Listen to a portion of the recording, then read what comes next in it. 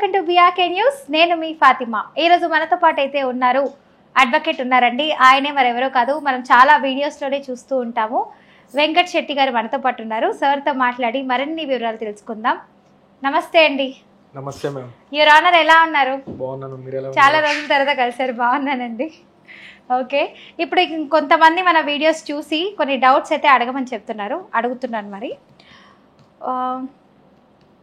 Marriage చేసుకున్న 15 డేస్కి wife హస్బెండ్తో గొడవ పడి ఇంటికి వెళ్ళిపోయిందంట. దాని తర్వాత మెయింటెనెన్స్ అప్లై చేసిందంట. సో మెయింటెనెన్స్ అనేది వస్తుందా రాదా? జనరల్గా మనం మాట్లాడుకుంటే ఒక అమ్మాయి ఒక అబ్బాయికి పెళ్లి చేసిర్రు అని అంటే వాడికి ఎన్ని డేస్ ఉన్నా, ఇదర్ 1 డే అయినా కానీ, 1 వీక్ అయినా కానీ, 10 days అయినా కానీ, ఒక 1 year అయినా కానీ, వాళ్ళిద్దరికి మ్యారేజ్ అయిపోయింది అంటే వాళ్ళు ఇద్దరు హస్బెండ్ అండ్ వైఫ్ అన్నట్లే. సో ఆ సిచ్యువేషన్లో ఇప్పుడు మెయింటెనెన్స్ లా ప్రకారం ఎవరెవరికి మెయింటెనెన్స్ వస్తుంది అని అంటే హస్బెండ్ అండ్ వైఫ్. ఇద్దరు వైఫ్ అయినా హస్బెండ్ మీద ఫైల్ చేయొచ్చు, హస్బెండ్ అయినా వైఫ్ మీద ఫైల్ చేయొచ్చు. It's based on situation.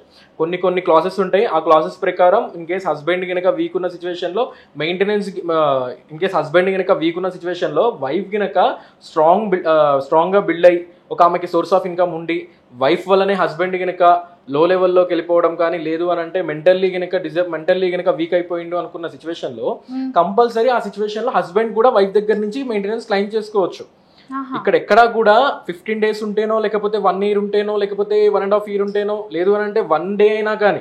So నువ్వు 1 day ఆమెను పెళ్లి చేసుకొని ఆమెతో ఉన్నా కూడా ఆమె నీ మీద కేసు ఫైల్ చేసింది అని అంటే మెయింటెనెన్స్ అనేది కంపల్సరీ వస్తుంది, ఇద్దర్ హస్బెండ్ ఆర్ వైఫ్ ఏదైనా.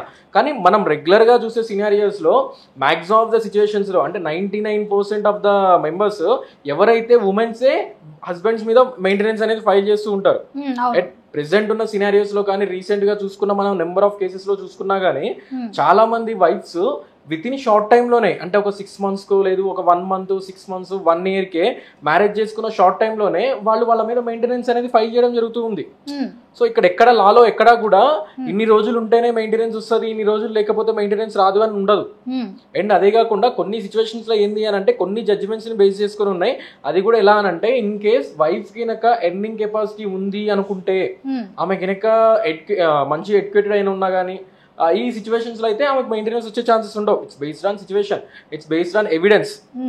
నార్మల్ గా అంటే జాబ్ చేస్తే అవసరం లేదు మెయింటెనెన్స్ ఇవ్వడం అని అంటారు. మెయింటెనెన్స్ అవసరం లేదు. ఆమె జాబ్ లేకుండా ఇప్పుడు మన పేరెంట్స్ లాగా ఎవరైతే అంటే ఇంట్లో హౌస్ వైఫ్ లాగా ఉంటారో అలాంటి వాళ్ళకి మాత్రమే మెయింటెనెన్స్ వస్తుంది. అంటే ఆమె నీడ్స్ ఏదైతే సోర్స్ ఆఫ్ ఇన్కమ్ ఆమెకి లేని సిచ్యువేషన్ లో, ఆమె కనుక వెళ్ళి ఏదైతే వేరే కాడ వర్క్ చేయలేని సిచ్యువేషన్స్ లో, ఆ సిచ్యువేషన్స్ లో అయినా కానీ, లేదు అని అంటే ఆమె కనుక పిల్లలు ఉంటే కంపల్సరీ ఆమె జాబ్ చేస్తున్నా జాబ్ చేయకపోయినా కంపల్సరీ మెయింటెనెన్స్ ఇవ్వాలి.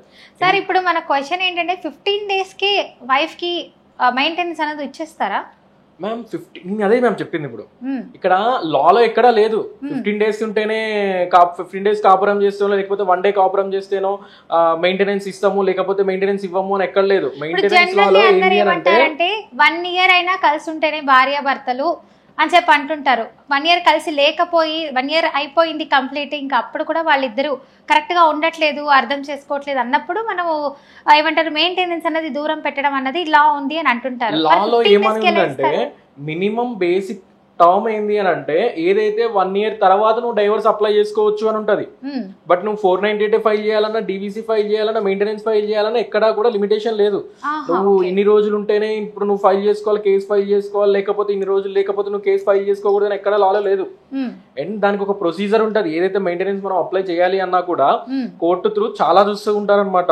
ఏదైతే వాళ్ళిద్దరు హస్బెండ్ అండ్ వైఫా, సో వాళ్ళిద్దరికి మ్యారేజ్ అయిందా లేదా, వాళ్ళు ఏ ప్రకారమైన హిందూ మ్యారేజ్ యాక్ట్ ప్రకారమా, లేదు అని అంటే ముస్లిం లా ప్రకారమా, లేదు అని అంటే క్రిస్టియన్ లా ప్రకారమా, స్పెషల్ మ్యారేజ్ యాక్ట్ ప్రకారం ఏదో అన్ని చూస్తూ ఉంటారనమాట.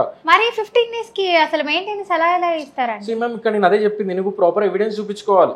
చాలా జడ్జ్మెంట్స్ ఉన్నాయి. ఏమని అని అంటే ఇన్ కేసు నువ్వు అత్త మామల్ని కనుక వేధిస్తూ ఉన్న సిచ్యువేషన్ లో నీకు మెయింటెనెన్స్ రాదు అని చెప్పేసి, నీ బిహేవియర్ ప్రాపర్ గా లేని సిచ్యువేషన్ లో నీకు మెయింటెనెన్స్ ప్రాపర్ గా రాదు అని చెప్పేసి చాలా జడ్జ్మెంట్స్ ఉన్నాయి. It's based on situation. So అట్లాంటి ఎవిడెన్స్ నువ్వు చూపించుకోవాలి. సో అట్లాంటి ఎవిడెన్స్ చూపించుకోకుండా నువ్వు మెయింటెనెన్స్ 15 days అయిపోయింది కదా కాపురం చేసి నేను ఇప్పుడు మెయింటెనెన్స్ ఇవ్వలేను 15 days కి నేను ఎట్లా మెయింటెనెన్స్ ఇస్తా ఇవన్నీ అంటూ ఉంటారనమాట. అండ్ ఇక్కడ చాలా సిచ్యువేషన్స్ లో ఏమని అని అంటే 15 days ఏదైతే మ్యారేజ్ చేసుకుంటారో సో వాళ్ళిద్దరి మధ్య ఏదో డిస్టర్బెన్సెస్ రాగానే ఒక 1 week 2 weeks లోనో లేదు అని అంటే 1 month కో అమ్మాయి అలిగి పుట్టింటికి వెళ్ళడం జరుగుతూ ఉంటుంది. ఆ సిచ్యువేషన్ లో ఏంది అని అంటే వీడు ఎన్నిసార్లు పిలిచినా ఆమె రాకపోవడము, సో ఎంతమందితో ఎన్ని మీడియేషన్స్ చేసినా కూడా ఆమె ప్రాపర్ రెస్పాండ్ ఇవ్వకపోవడము, ఇట్లాంటి సిచ్యువేషన్స్ వల్ల ఈ సినారియోస్ అన్న అవుతూ ఉంటాయి అనమాట. అంటే నువ్వు 15 daysకే నాతో ఉంటే నువ్వు 15 days 1 month ఉంటే నాతో నేను మెయింటెనెన్స్ ఎట్లా ఇస్తానంటారు. బట్ లాలో ఎక్కడ లేదు అది. So but out of the court మనం 100 మాట్లాడుకుంటాం, బట్ లాలో అదన్నీ లేదనమాట. మన లా ప్రకారం మనం లా ఏదైతే మెయింటెనెన్స్ అనేది మనం డిఫరెంట్ టైప్స్ లో ఫైల్ చేసుకోవచ్చు. సో దానికి కూడా టైప్స్ ఉన్నాయి. In case Hindu marriage act ప్రకారం కూడా ఫైల్ చేసుకోవచ్చు. అండ్ అదే కాకుండా డొమెస్టిక్ వైలెన్స్ కింద కూడా మనం ఫైల్ చేసుకోవచ్చు మెయింటెనెన్స్. అండ్ 125 CRPC అనేది మాక్సిమం అందరికి తెలిసిందే ఏదైతే మెయింటెనెన్స్ యాక్ట్ అనేది. అండ్ అదే కాకుండా మాక్సిమం అవసరమైతే కొన్ని సిచ్యువేషన్స్ లో ఏదైతే గార్డియన్షిప్ యాక్ట్ ప్రకారం కూడా మనం మెయింటెనెన్స్ అనేది ఫైల్ చేసుకోవచ్చు. ఇట్స్ బేస్డ్ ఆన్ సిచ్యువేషన్ వాళ్ళ అడ్వకేట్స్ మీద డిపెండ్ అయి ఉంటది. కొన్ని సార్లు ఏంది అని అంటే ఈ వైఫ్స్ ఈ ఉమెన్ గనక హస్బెండ్ ని ఎక్కువ సార్లు తిప్పుదాము, సో ఒక 4-5 కేసులు వేసి కోర్టు చుట్టూ తిప్పుదాము అనుకున్న సిచ్యువేషన్స్ లో వాళ్ళ మీద ఒక 4-5 కేసెస్ అనేది ఫైల్ చేయడం జరుగుతూ ఉంటది. బట్ ఇక్కడ లాలో ఎక్కడా కూడా అరే ఇన్ని ఇయర్స్ కలిసి ఉంటేనే మెయింటెనెన్స్ వస్తుంది కానీ లేదు అని అంటే నువ్వు ఇన్ని ఇయర్స్ కలిసి ఉంటేనే నువ్వు 490 ఫైల్ చేసుకోవాలి, డొమెస్టిక్ వైలెన్స్ ఫైల్ చేసుకోవాలని ఎక్కడా లేదు అది. సో ఇవన్నీ తెలియక చాలా మంది ఏంటంటే అరే ఏమో 15 days నాతో కలిసింది కదా, ఏమో 1 month కలిసింది కదా, నేను మెయింటెనెన్స్ ఇచ్చేది ఏంది అనుకుంటారు. సో మెయింటెనెన్స్ యాక్ట్ ఏదైతే ఇది ఉందో మెయింటెనెన్స్ అనేది యూనివర్సల్ యాక్ట్ అనమాట. సో నువ్వు ఏ రకంగా ఫైల్ చేసుకోవచ్చు మెయింటెనెన్స్ అనేది. ఇప్పుడు ఫర్ ఎగ్జాంపుల్ అమ్మాయి తప్పు అనుకుందాం, ఇప్పుడు కొంతమంది అబ్బాయిలు కూడా అమాయకులు ఉన్నారు, సో అలాంటి వాళ్ళకు కూడా నష్టం జరిగే అవకాశాలు ఉంటాయి కదా. సో అంటే ఆమె కరెక్ట్ లేదు బట్ ఈయన మళ్ళీ భరణం ఇవ్వాల్సిన అవసరం, ఐ మీన్ మెయింటైన్ అన్నది ఇవ్వాల్సిన అవసరం ఏముంది మెయింటెనెన్స్. ఇక్కడ అమ్మాయి కరెక్ట్ గా లేదు అని అంటే డిఫరెంట్ సినారియోస్ ఉంటాయి. సో ఇక్కడ మనకి డైవర్స్ దాంట్లో అయినా కానీ వీటన్నిట్లలో డిఫరెంట్ టైప్ ఆఫ్ గ్రౌండ్స్ ఉంటాయి అనమాట. సో దాంట్లో ఇద్దరు అమ్మాయిదైనా అబ్బాయిదైనా వాళ్ళిద్దరు బిహేవియర్ ని బట్టి మనం ఆ గ్రౌండ్ తీసుకోవడం జరుగుతూ ఉంటది. సో నార్మల్ గా మనము అవుట్ ఆఫ్ ద కోర్ట్ బయట జనాల్లో మాట్లాడుకునేది ఏముంటది అంటే వాళ్ళ క్యారెక్టర్ ని ఏదైతే వాళ్ళ క్యారెక్టర్ గురించి మాట్లాడడం, ఏమి ఇట్లా మిస్టేక్ చేసింది అని చెప్పేసి హైలైట్ చేస్తూ ఉండడం. బట్ ఇక్కడ అలా ఉండదన్నమాట. దీన్ని ఏదైతే ఈ చేసిన మిస్టేక్స్ నే మనం గ్రౌండ్ గా తీసుకొని ఒక పిటిషన్ అనేది మూవ్ చేస్తూ ఉంటాం. సో మీరు అన్న దాంట్లో ఏదైతే అమ్మాయి తప్పు ఉంది, ఓకే అమ్మాయి తప్పు ఉంది కదా, సో ఏ రకంగా తప్పు చేసింది, సో ఏ రకంగా తప్పు చేసింది, ఆమె కనుక అత్తమామల్ని వేధిస్తుందా, లేకపోతే వేరు కాపురం పెట్టమని వేధిస్తుందా, లేకపోతే ఇల్లీగల్ రిలేషన్షిప్ పెట్టుకుందా. ఇన్ కేస్ ఇల్లీగల్ రిలేషన్షిప్ పెట్టుకుంటే దానికి నువ్వు ప్రాపర్ ఎవిడెన్స్ అనేది ఫైల్ చేయాలి. సో నువ్వు ప్రాపర్ ఎవిడెన్స్ ఫైల్ చేయకుండా ఎలిగేషన్ ఇస్తా అంటే చెల్లదు కదా. సో కోర్టుకి మనం ఫైల్ చేసినాము అని అంటే కంప్లీట్ నువ్వు ఎవిడెన్స్ అనేది ఫైల్ చేయాలి. ఇన్ కేస్ నువ్వు ఆ ఎవిడెన్స్ ఫైల్ చేసినా కూడా అది జెన్యూనా లేదు అని అంటే ఫాల్స్ ఎవిడెన్సా, సో ఫేక్ ఎవిడెన్స్ కూడా తీసుకొచ్చి ఫైల్ చేసిన సిచ్యువేషన్స్ కూడా చాలా ఉంటాయి. సో ఇవన్నీ కూడా ఏదైతే కోర్టు త్రూ ఒక టెక్నికల్ ఎవిడెన్స్ తో ఇవన్నీ ఫైల్ చేసిన తర్వాత మనం ఒక ఎక్స్పర్ట్ ఒపీనియన్ పంపించేసుకొని దానికి వచ్చిన ఆర్డర్స్ ని బేస్ చేసుకొని ఫ్యూచర్ లో ఏదైతే మనకు ఆర్డర్స్ వస్తుంది ఎట్ ద ఎండ్ లో ఏమైతే ఆర్డర్స్ వస్తాయో దాన్ని మనం డిసైడ్ అయిపోతాం. అది మనం కూడా డిసైడ్ అవ్వం, అక్కడ కూర్చున్న ఎవరైతే జ్యుడిషియల్ ఆఫీసర్ ఉంటారో వాళ్ళు దాన్ని డిసైడ్ చేసి వీళ్ళకి ఎంత అమౌంట్ ఇవ్వాలి మెయింటెనెన్స్ అనేది దాన్ని బట్టి ఇస్తారు. సో మెయింటెనెన్స్ ఇంత పర్సెంటేజ్ వస్తుంది అంత పర్సెంటేజ్ అంటూ ఉంటారు. ఇంకొంతమంది శాలరీలో చూసుకుంటే ఇప్పుడు నీకు 1,00,000 రూపాయలు వస్తుంది, సగం జీతం ఆమెకే ఇచ్చేయాలంటారు. ఇంకొంతమంది ఆస్తి పరంగా చూసుకుంటే ఆస్తిలో కూడా వాటా ఇచ్చేయాలని అంటుంటారు. అప్పుడు ఎలా సార్ అసలు? సి మ్యామ్ ఇక్కడ మెయింటెనెన్స్ యాక్ట్ లో కానీ లేదు అని అంటే ఏదైతే మనం ఫైల్ చేసుకునే సిచ్యువేషన్స్ లో కానీ అంటే నేను ఇందాక చెప్పా కదా మనం డీవీసీ లో ఫైల్ చేసుకోవచ్చు, మెయింటెనెన్స్ లో ఏదైతే డీవీసీ కింద ఫైల్ చేసుకోవచ్చు, 490 కింద ఫైల్ చేసుకోవచ్చు, హిందూ మ్యారేజ్ యాక్ట్ ప్రకారం ఫైల్ చేసుకోవచ్చు అని చెప్పా కదా. ఈ గ్రౌండ్స్ లో ఏదైతే ఈ కేసెస్ లో నువ్వు ఎక్కడ ఫైల్ చేసుకున్నా కూడా అక్కడ కూర్చున్న officer it's based on situation, it's based on వాళ్ళ కెపాసిటీని బట్టి అనేది ఆర్డర్స్ ని గ్రాంట్ చేస్తారు. ఇప్పుడు సపోజ్ చాలా మంది అనుకుంటూ ఉంటారు అనమాట ఏమని అని అంటే అరే నీ శాలరీలో ఒక 30% వాళ్ళకి ఇచ్చేస్తారు, 40% ఇచ్చేస్తారు, 50% ఇచ్చేస్తారు. లేదు అని అంటే కొంతమంది అడ్వకేట్స్ కూడా చెప్తూ ఉంటారు అనమాట నీకు 1 lakh శాలరీ వస్తుందా, ఓకే 50,000 ఇప్పిస్తారు ఏం ఇప్పిద్దాంలే అని చెప్తూ ఉంటారు. అవన్నీ ఇక్కడ నడవు. అండ్ అదే కాకుండా ప్రాపర్టీస్ లో ఇంత షేర్ ఇప్పిద్దాంలే, ప్రాపర్టీస్ చూసి మాట్లాడదాంలే ఇవన్నీ అనుకుంటారు. సో ఇవన్నీ ఏంది అని అంటే అవుట్ ఆఫ్ ద కోర్టు ఏదైతే జనాల్లో కూర్చొని టైం పాస్ ముచ్చట్లు, టైం పాస్ మాటలు ఇవన్నీ. సో ఇక్కడ ఏదైతే మనం వన్స్ ఒకవేళ మనం కేసు ఫైల్ చేసుకున్న తర్వాత కోర్టు దగ్గరికి వచ్చింది అని అంటే సో అక్కడ కూర్చున్న ఆఫీసర్ ఎవ్రీథింగ్ అనేది క్యాలిక్యులేట్ చేసి ఎవ్రీథింగ్ అనేది చూసి వీళ్ళకి ఎంత ఎసెట్స్ ఉన్నాయి, ఎన్ని లైబిలిటీస్ ఉన్నాయి, అంటే 1 lakh శాలరీ వచ్చింది అని అంటే ఆయన బయట ఎన్ని లైబిలిటీస్ ఉన్నాయి, ఆయన బయట ఎన్ని పేమెంట్స్ ఉన్నాయి ఆయన చేసుకోవాల్సినాయి. అండ్ అదే కాకుండా ఇక్కడ కూడా ఏదైతే ఒకవేళ కనుక వాళ్ళకి బాబు కానీ పాప కానీ ఎవరైనా ఉంటే, అంటే వాళ్ళకి ఇంకేస్ పిల్లలు ఏమైనా ఉంటే వాళ్ళకి ఎంత ఎక్స్పెన్సెస్ వాళ్ళకి నీడ్ ఉంది, సో వాళ్ళ స్కూల్ ఫీజెస్ కానీ వాటిని చూసి అమౌంట్ అనేది గ్రాంట్ చేస్తూ ఉంటారు. బట్ ఇక్కడ ఎక్కడా కూడా ప్రాపర్టీస్ కానీ లేదు అని అంటే శాలరీలో వాటాలని కానీ ఇట్లాంటి ముచ్చట్లు ఏమి ఉండవు అనమాట. డైరెక్ట్ ఎట్లా అంటే it's based on assets and liabilities. So మనకి ఏంటి అని అంటే at the time of trial అప్పుడు కూడా వాళ్ళ ఎసెట్స్ అండ్ లైబిలిటీస్ అని చెప్పేసి ఒక పిటిషన్, ఒక చీఫ్ ఏమంటారు, సో ఆ చీఫ్ లో ఏదైతే మనకి ఎన్నైతే మంత్లీ ఎక్స్పెన్సెస్ ఉన్నాయి, సో మనకి ఎంతైతే ఇన్కమ్ వస్తుంది, ఇవన్నీ క్యాలిక్యులేట్ చేసి ఎంత సేవింగ్స్ అయిపోతున్నాయి, ఆ సేవింగ్స్ లో మిగిలిన దాన్ని వీళ్ళకి ఇవ్వడం జరుగుతూ ఉంటుంది. సో అంతేగాని పర్సంటేజ్ వైజ్ అనేది క్యాలిక్యులేషన్ ఉండదు. సో ఇంకొకటి ఏంటి అని అంటే ఇక్కడ స్కూల్ ఫీజెస్ కూడా ఇస్తారు చాలా మంది. సో ఇన్ కేస్ బాబు కానీ పాప కానీ ఇద్దరు ఎవరైనా ఆ స్కూల్ ఫీజెస్ కావాలి అమౌంట్, సో ఆ స్కూల్ ఫీజు అమౌంట్ కావాలన్నప్పుడు కూడా ఒక ఐఏ వేసుకోవచ్చు. ఐఎఫ్ఐ చేసుకొని నాకు స్కూల్ ఫీజులు పే చేయాలి, హాస్పిటల్ బిల్స్ ఉన్నాయి, హాస్పిటల్ ఇంకొంతమంది నాకు మెయింటెనెన్స్ ఇచ్చేయాలని అంటారు, అట్ ద సేమ్ టైం ఇంకో పెళ్లి కూడా చేసేసుకొని ఉంటారు. ఇప్పుడు చాలా సీనియర్స్ లో ఇలాగే జరుగుతుంది ఇప్పుడు ప్రెజెంట్. అట్లాంటి సిచువేషన్ లో మీరు అన్న క్వశ్చన్ ఎక్కడైపోతుంది అని అంటే డైవర్స్ కనుక గ్రాంట్ అయింది అని అంటే, డైవర్స్ ఆయన కనుక వచ్చింది అనుకుంటే ఆ సిచువేషన్ లో వేరే పెళ్లి చేసుకుంటాడు. డైవర్స్ ఇచ్చుకోకుండానే ఇప్పుడు 15 days వెళ్ళిపోయింది కదా, ఇంకా నాకు వద్దు, నాకు మెయింటెనెన్స్ వచ్చేసి చాలు, నేను ఇంకొకటి చేసుకుందాం అనే ఒక డైలమాలో కూడా ఉన్నారు కొంతమంది అబ్బాయిలు. యాజ్ పర్ లా ప్రకారం అట్లాంటి మ్యారేజెస్ అనేది చెల్లవన్నమాట. ఇన్ కేస్ వాడు ఉన్నా కూడా వాడు ఇన్ కేస్ మ్యారేజ్ చేసుకున్నా మ్యారేజ్ చెల్లదు. సో ఇది చెల్లదు. సో అట్లా అని చెప్పేసి మనం వాడి మీద ఒక అడల్టరీ కిందనో లేకపోతే ఒక గ్రౌండ్ ని బేస్ చేసుకొని ఒక కేసు ఫైల్ చేయడము, లేదు అంటే 498 లో ఒక ప్రొవిజన్, ఒక ఫ్యాక్స్ లో కొంచెం చూసుకుంటే అలాంటివే వచ్చేస్తున్నాయి సార్ ప్రెసెంట్. మ్యామ్ అదే నేను చెప్పేది. ఇక్కడ ఏంటి అని అంటే అవన్నీ ఇల్లీగల్ రిలేషన్షిప్స్ మాక్సిమం సిచువేషన్ లో. ఒక అమ్మాయిని వాళ్ళ పేరెంట్స్ ఇవ్వాలి అనుకుంటే వాడి గురించి బ్యాక్గ్రౌండ్ చేయకుండా అన్ని సంవత్సరాలు పెంచుకున్న బిడ్డని వాడికి ఇయ్యరు. ఇప్పుడు ఆల్రెడీ ఇంకో కేసు నడుస్తుంది, ఇంకో కేసు నడుస్తున్నోడికి ఏం ఎంక్వైరీ చేయకుండా ఎవరు ఇస్తున్నారు? ఇప్పుడు పిల్లలు రేపు పిల్లల్ని ఆడపిల్లల్ని ఒక ఇంటికి పంపించాలంటే 100 ఎంక్వైరీలు చేసి పంపిస్తున్నారు. అట్లాంటి సిచువేషన్ లో వాడికి ఆల్రెడీ మ్యారేజ్ అయింది, 15 days ఉండి బయటకు వచ్చింది, దాని తర్వాత ఇంకొకటి చేస్తుంది అని అంటే వాడు 100 different type of questions rise అవుతాయి.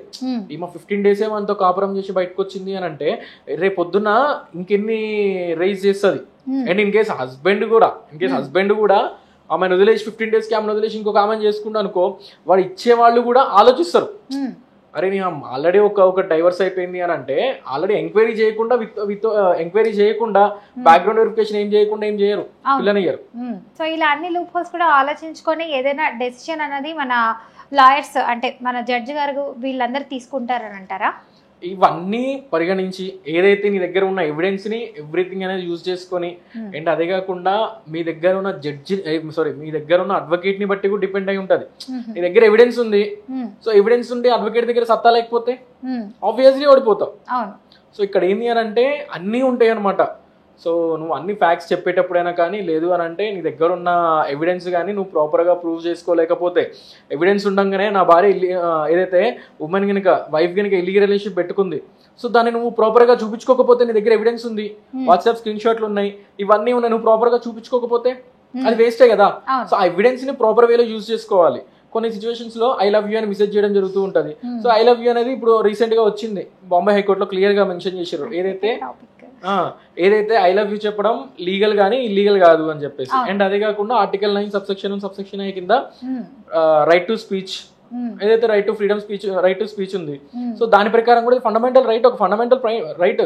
సో ఆయనకి ఇష్టం ఉంది, ఆయన ప్రపోజ్ చేసిండు, నీకు ఇష్టం లేదు నువ్వు కూడా చెప్పేసి నో అని.